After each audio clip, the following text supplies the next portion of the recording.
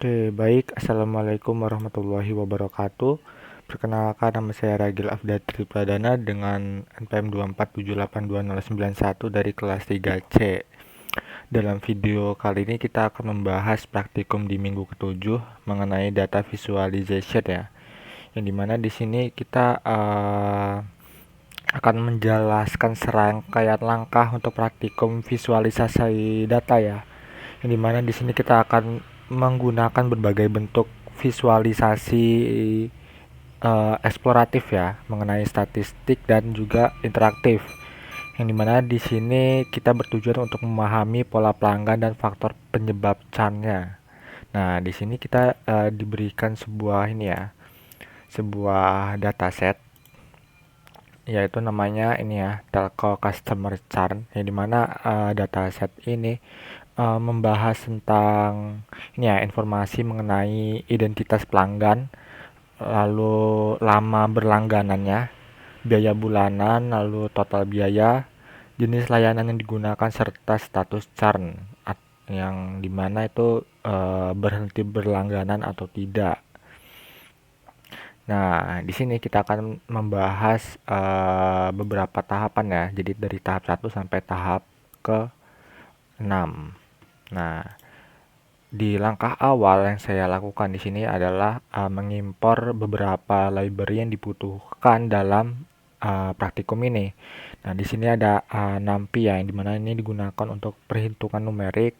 Lalu ada library Panda yang digunakan untuk membaca, memproses, dan menganalisis data dalam bentuk tabel. Jadi kan ini datasetnya kan ini ya, berformat CSV, yang dimana CSV itu biasanya tabel ya yang ditandai dengan tanda koma. Lalu selanjutnya ada untuk visualisasinya sendiri kita menggunakan library Matplotlib ya. Yang dimana nih Matplotlib ini ya akan menggenerate visualisasi entah itu bentuk histogram, box plot, dan juga heatmap.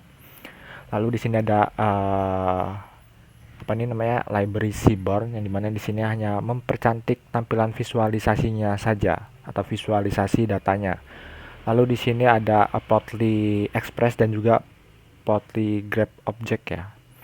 Yang dimana di sini sama-sama untuk membuat visualisasi interaktif seperti scatter plot dan bar chart yang bisa di hover untuk melihat detail datanya. Seperti itu. Nah, ini langsung aja kita ke tahap pertama. Jadi di tahap pertama di sini kan kita diminta untuk pengenalan dan persiapan ya. Yang dimana di sini oke, kita akan menampilkan 5 baris pertama data dan periksa tipe data serta nilai kosongnya. Oke.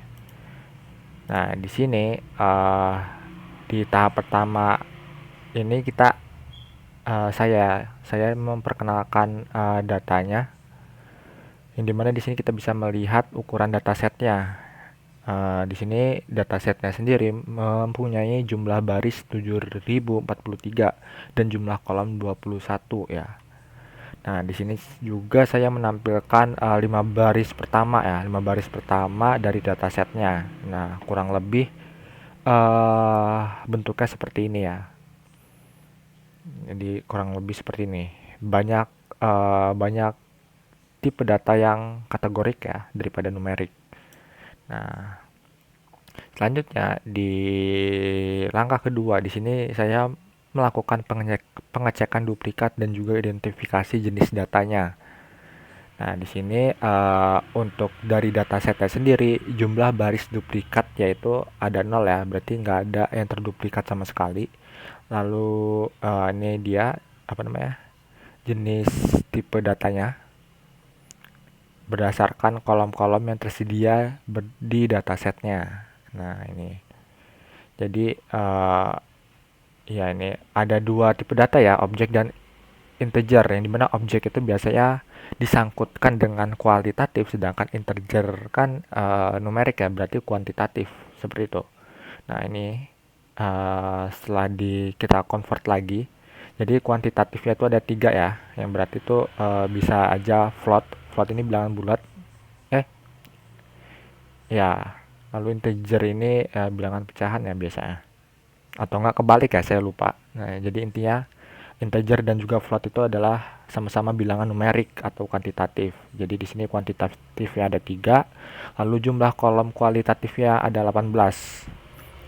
Nah, nah ini ringkasannya.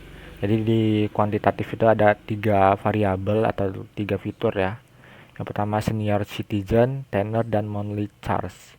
Sedangkan kategorikal ini ada banyak ya, ada 18.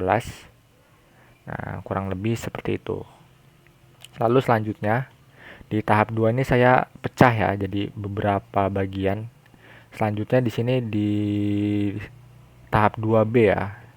Saya sebutnya gitu. Di sini saya akan cek missing value, lalu penanganannya serta penyeragaman kategorik. Lalu identifikasi tipe data yang tidak sesuai. Nah, di sini seharusnya sejauh ini belum ada tipe data yang salah gitu. Ya, masih nol potensi inkonsistensi ya. Berarti semua data itu terkonsistensi dengan baik.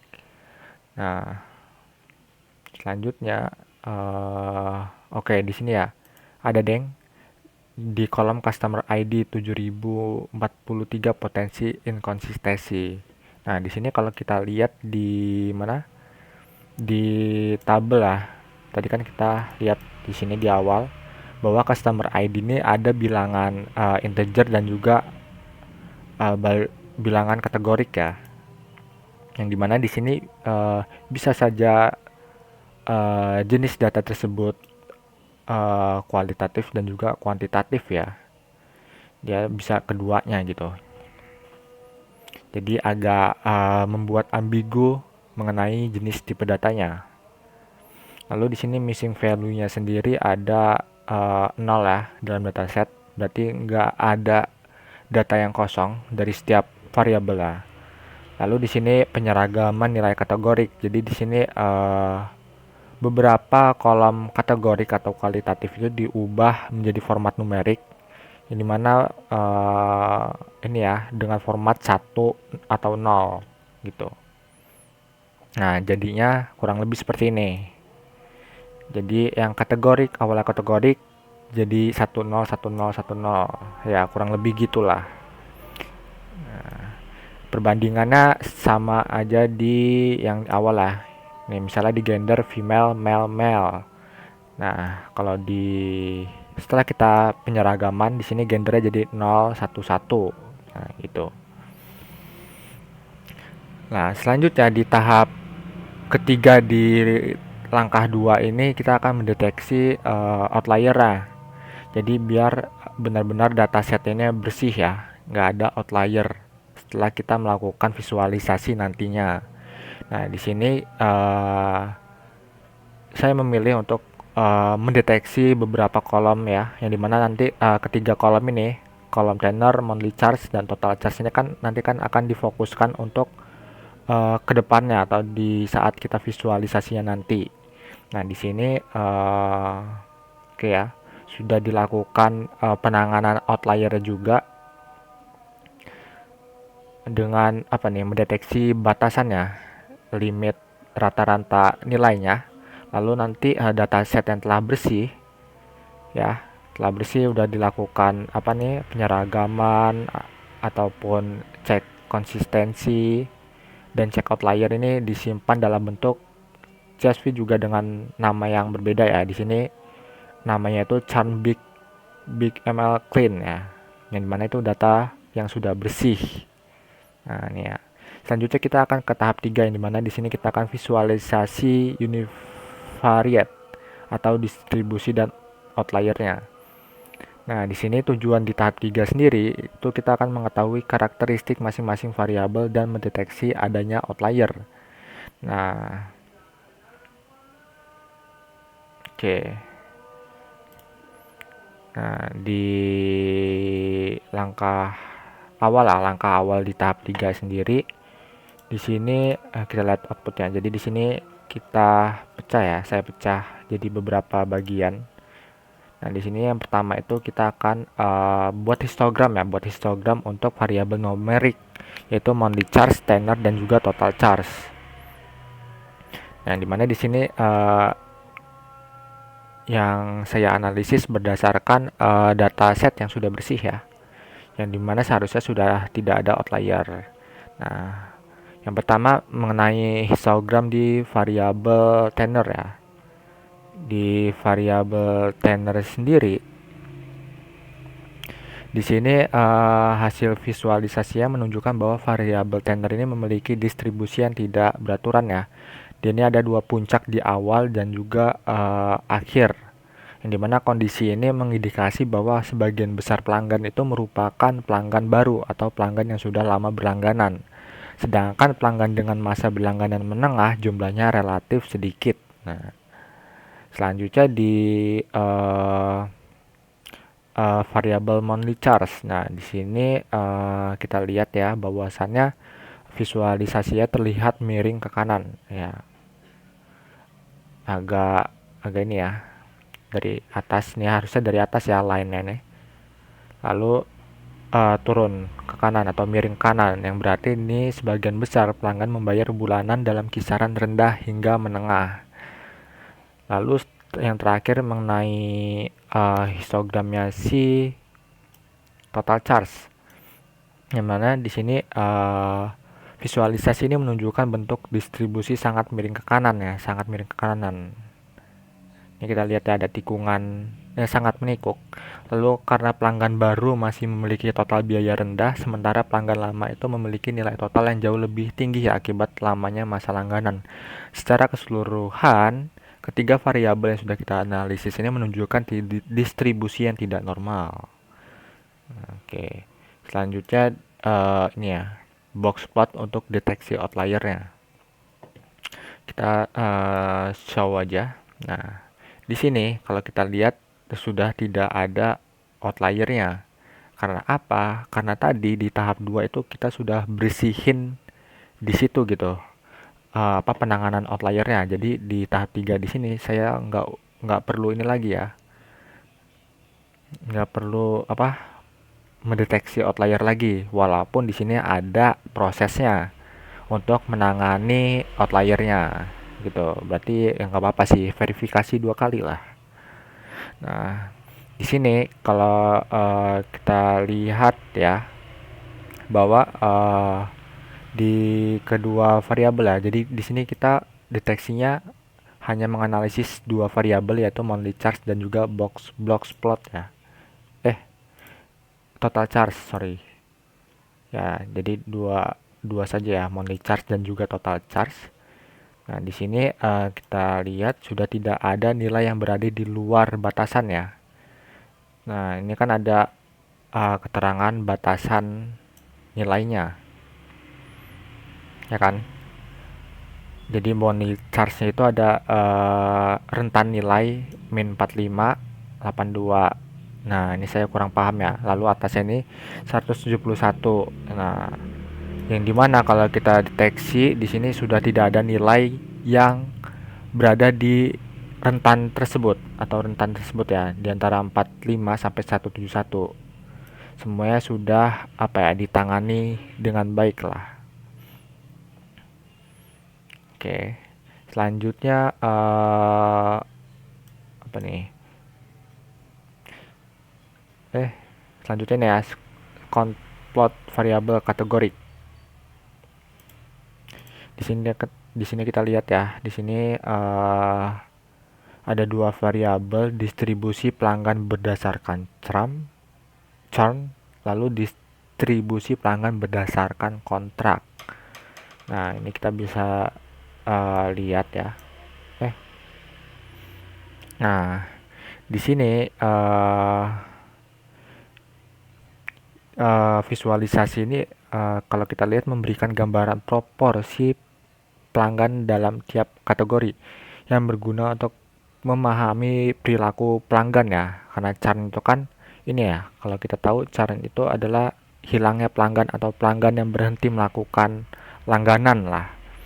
Nah, dari hasil visualisasi terlihat bahwa pelanggan dengan status no dan yes ya. No dan yes, atau no dulu deh, no atau tidak churn ini memiliki jumlah yang jauh lebih banyak dibandingkan nilai yes-nya. Yang berarti eh, sebagian besar pelanggan ini masih setia menggunakan layanan telco. Ya. Jadi di sini no ini maksudnya dia ini nggak berhenti untuk melakukan langganan, sedangkan yes ini dia ini akan mengiyakan untuk berhenti berlangganan, segitu ya maksud konteksnya. Nah, sementara hanya sebagian kecil yang memutuskan berhenti berlangganan. Oke, sudah saya bilang tadi ya. Lalu dari distribusi pelanggan berdasarkan kontrak di sini terlihat jelas bahwa jenis kontrak month to month ya mendominasi jumlah pelanggan, sedangkan kontrak 1 year dan 2 year di sini memiliki jumlah yang lebih sedikit dibandingkan month to month. Nah, kondisi ini menunjukkan bahwa banyak pelanggan cenderung memilih kontrak jangka pendek karena lebih fleksibel, meskipun jenis kontrak ini berpotensi memiliki tingkat churn yang lebih tinggi. Seperti itu. Oke, lanjut ke tahap 4 ya. Tahap 4 ini mengenai visualisasi bervariasi ya. Nih, kurang lebih seperti ini. Ya, jadi di sini langkah awalnya kita akan buat scatter plot antara tenor dan juga monthly charge dengan warna berdasarkan chartnya. Oke, ini kita show dulu. Nah, di sini ada hubungan tenor dan monthly charge, lalu mana nih? Perbandingan monthly charge berdasarkan jenis kontrak dan juga proporsi churn berdasarkan jenis kontrak ya. Nah, di sini kita bahas yang pertama dulu, hubungan tenor dan monthly charge. Nah, di visualisasi awal ini kita diperlihatkan pola bahwa pelanggan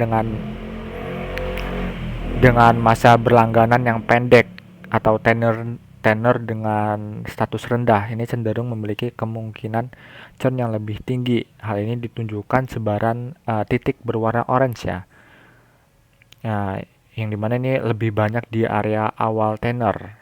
Begitupun sebaliknya, pelanggan dengan masa langganan panjang sebagian besar tidak churn, meskipun biaya bulanan yang mereka bayarkan ini bervariasi.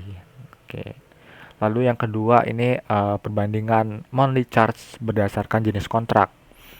Nah, di sini menggunakan box plot ya, yang dimana di sini visualisasinya menunjukkan perbandingan distribusi biaya bulanan berdasarkan jenis kontrak.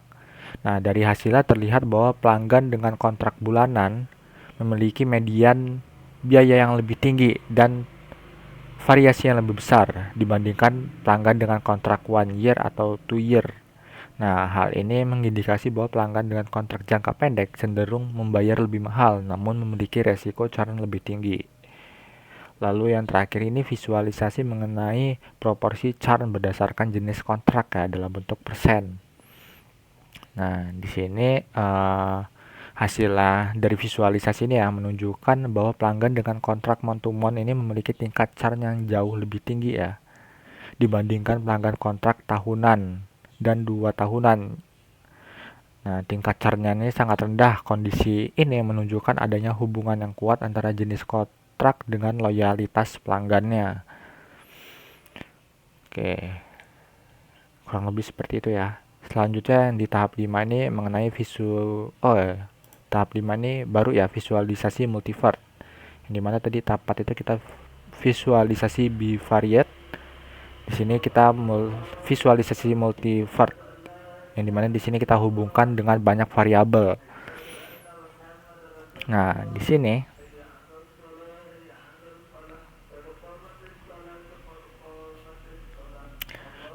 langkah kilat itu kita akan membuat heat map-nya terlebih dahulu, lalu buat pair plot juga ya. Nah, lalu di sini kita jelaskan juga heat map-nya. Mana tadi? Tahap 5A ya. Ya, tahap 5. Nah, ini dia heat map dan juga pair plot-nya. Nah, di sini kita bahas heat map-nya dulu. Nah, di visualisasi heat map di sini memperlihatkan hubungan antara variabel numerik utama, ya. Korelasi tertinggi muncul antara tenor dan juga total charge, yang dimana ini menandakan bahwa semakin lama pelanggan berlangganan, total pembayaran mereka meningkat secara signifikan. Di sisi lain, monthly charge juga berhubungan positif dengan total charge, namun tidak sekuat tenor. Nah, hubungan negatif antara charge dan tenor menunjukkan kecenderungan bahwa pelanggan lama lebih loyal dan kecil memungkinkan untuk berhenti berlangganan. Sementara itu, korelasi kecil positif antara monthly charge dan churn mengindikasi bahwa pelanggan dengan tagihan tinggi sedikit lebih rentan untuk churn-nya. Nah, selanjutnya untuk per plotnya, yang dimana di sini hubungan multivariat dengan pewarnaan berdasarkan churn. Nah, di sini di visualisasi per plot ini kita bisa lihat ya bahwa pelanggan yang churn mana tadi? Oke, ini ya. Pelanggan yang churn cenderung berada pada kelompok dengan masa berlangganan pendek dan biaya bulanan yang lebih tinggi, menandakan kemungkinan ketidakpuasan terhadap biaya layanannya. Sementara itu, pelanggan yang telah lama berlangganan dan memiliki total biaya tinggi itu tampak lebih setia, ditunjukkan oleh dominasi warna biru ya pada visual ini. Nah, grafik ini memperkuat temuan bahwa loyalitas meningkat seiring waktu dan total pengeluarannya. Lalu selanjutnya di tahap 6 ya, nih tahap terakhir kita akan visualisasi interaktif. Nah, jenis visualisasi yang digunakan itu adalah menggunakan Plotly, interaktif scatter plot ya, lalu interaktif bar chart dan juga faceted histogram. Nah, di sini kita lihat ya outputnya. Nah, ada 3 berarti ya, ada 3 visualisasi interaktif. Nah, yang pertama dulu nih, apa namanya, interaktif scatter plot tenor dengan monthly charge ya. Jadi di sini titik merah pada visualisasi ini menunjukkan pelanggan yang berhenti berlangganan ya atau churn, sedangkan titik biru ya di sini pelanggan yang tetap bertahan dari langganannya. Nah, dari pola sebaran ini terlihat bahwa churn lebih sering terjadi pada pelanggan dengan masa berlangganan singkat, menunjukkan bahwa pelanggan baru memiliki resiko churn yang lebih tinggi. Nah, visualisasi ini memberikan wawasan bahwa retensi pelanggan di awal masa berlangganan menjadi aspek penting bagi perusahaan ya, atau menjadi faktor-faktor apa yang menyebabkan pelanggan ini ya untuk berhenti berlangganan gitu. Lalu yang kedua di sini bar chart ya di sini. Bar chart mengenai proporsi churn berdasarkan jenis kontrak. Nah, di sini dari hasil visualisasi ini terlihat bahwa pelanggan dengan kontrak bulanan memiliki tingkat churn yang paling tinggi dibandingkan dengan kontrak jangka panjang seperti 1 year atau 2 year ini ya, 1 tahun atau 2 tahun ini. Hal ini menunjukkan bahwa komitmen jangka panjang dapat membantu menurunkan angka churn karena pelanggan dengan kontrak lebih lama cenderung memiliki loyalitas lebih tinggi dan mungkin juga mendapatkan penawaran harga atau layanan yang lebih stabil. Itu. Lanjut yang terakhir nih, langkah terakhir yaitu faceted histogram ya. Jadi di sini kita gunain untuk membandingkan distribusi biaya bulanan monthly charge di antara 3 jenis layanan internet, yaitu DSL, fiber optik, dan tanpa internet. Nah, di sini kita lihat bahwasannya bahwa pelanggan dengan layanan fiber optik ya. Mana tadi? Nah, ini fiber optik, berarti yang ini ya, yang tengah. Nah, fiber optik ini memiliki biaya bulanan yang lebih tinggi dan tingkat churn yang lebih besar dibandingkan kedua kategori lainnya. Nah, hal ini menunjukkan bahwa harga tinggi bisa menjadi faktor yang mendorong pelanggan untuk berhenti berlangganan. Sebaliknya juga berlangganan di DSL ya. DSL berarti yang kiri ini. Nah, atau tanpa layanan internet pola charge yang lebih tinggi, yang lebih rendah ya. Yang lebih tinggi ini fiber optik ya. Nah, visualisasi ini membantu memahami bagaimana variasi jenis layanan dapat mempengaruhi perilaku pelanggan dalam konteks loyalitas dan keputusan untuk tetap berlangganan ataupun tidak. Nah, seperti itu. Nah, oke. Baik, itu mungkin penjelasan mengenai tahap 1 sampai tahap 6 ya. Nah, oke. Baik, mungkin itu saja penjelasan mengenai praktikum minggu ketujuh ini. Bila ada kekurangan dalam video ini, saya mohon maaf. Saya izin undur diri. Wassalamualaikum warahmatullahi wabarakatuh.